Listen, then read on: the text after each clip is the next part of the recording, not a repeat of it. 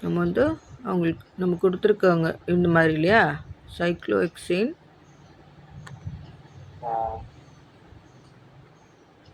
அப்புறம் CH2OH. இது வந்து நம்ம கிர்க்னாண்ட் ரியேஜன்ட்லேருந்து ப்ரிப்பேர் பண்ணணும் அப்படின்னு சொல்லியிருக்காங்க. கரெக்டா? அப்போது இந்த CH2OH வந்து உங்களுக்கு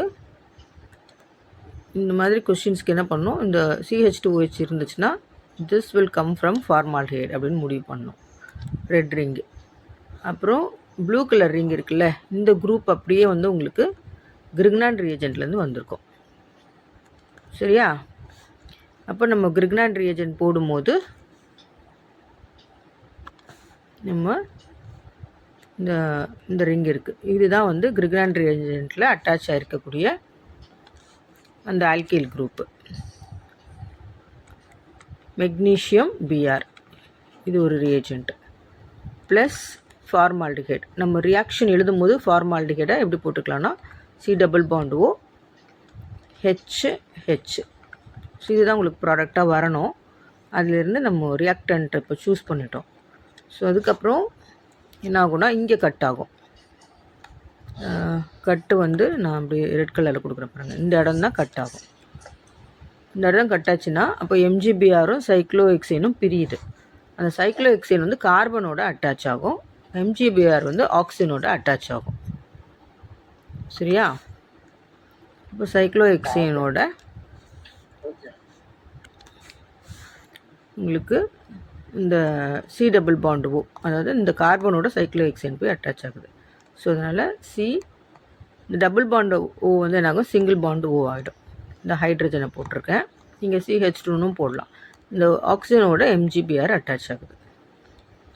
ஸோ அதுக்கப்புறம் இது வந்து ஹைட்ரோலைஸ் பண்ணும்போது இப்போ எங்கே கட் ஆகும் அப்படின்னு பார்த்தீங்கன்னா இந்த MgBr இந்த இடத்துல. MgBr வந்து வாட்டர் வந்து OHHஆக பிரிக்கிறோம். MgBrஓட உங்களுக்கு OH போகும். So MgBrOH byproduct. அப்போது வாட்டரில் OH இங்கே போயிடுச்சா, ஒரு ஹைட்ரஜன் இருக்குது, இதோட அட்டாச் ஆகும். ஸோ இப்போ உங்களுக்கு ப்ராடக்ட் என்ன வரும், ப்ராடக்ட் வந்து நம்ம சொல்கிற இந்த ப்ராடக்ட் வந்துடும்.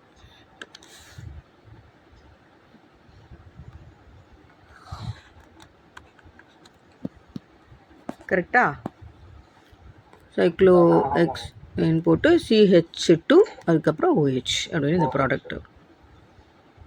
ஸோ ஏதாவது ஒரு ப்ராடக்டை கொடுத்துட்டு என்ன ரியேஜென்ட்டு நீங்கள் யூஸ் பண்ணுவீங்க அப்படின்னா அது டிகிரி பார்க்கணும். 1 டிகிரினா ஃபார்மாலிட்டி யூஸ் பண்ணிக்கோங்க. அந்த டிகிரி வந்து CHOHன்னு இருந்ததுன்னா அப்போ நீங்கள் வேறு ஒரு ஆல்டிஹைடை யூஸ் பண்ணணும். இப்போ இந்த இடத்துல ஹெச்சுக்கு பதிலாக CH3 இருக்குதுன்னு வச்சுக்கோங்க. இந்த இடத்துல ஹெச்சுக்கு பதிலாக CH3 இருக்குது. கொஸ்டினில் இந்த மாதிரி கொடுத்துட்டாங்க.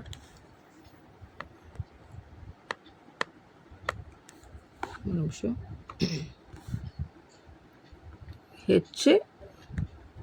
CH3 அப்படின்னு இருக்குன்னு வச்சுக்கோங்க. இப்போது இது வந்து 2 டிகிரி. அப்போ நீங்கள் ஃபார்மாலிட்டி எடுக்கக்கூடாது இல்லையா? இங்கே என்ன குரூப் இருக்கோ அது பொறுத்து நீங்கள் வந்து ஆல்டிஹைடை சூஸ் பண்ணணும். இப்போ இங்கே ஹெச்சுக்கு பதிலாக CH3 இருக்குன்னா நீங்களும் ஹெச்சுக்கு பதிலாக இந்த இடத்துல CH3 போட்டால் உங்களுக்கு இந்த ப்ராடக்ட் வரும். புரியுதா?